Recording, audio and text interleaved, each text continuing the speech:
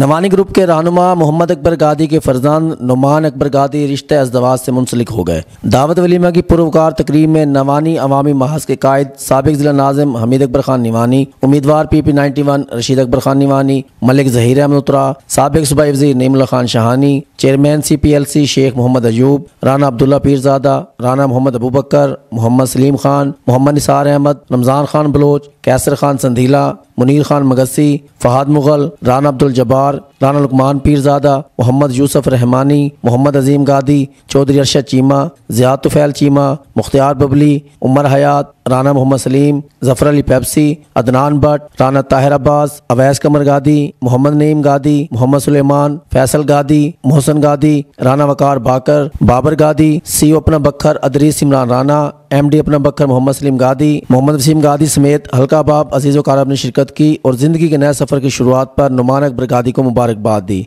मोहम्मद अकबर गादी, मोहम्मद असगर गादी, मोहम्मद मुनव्वर गादी आने वाले मेहमानों को वेलकम करते रहे।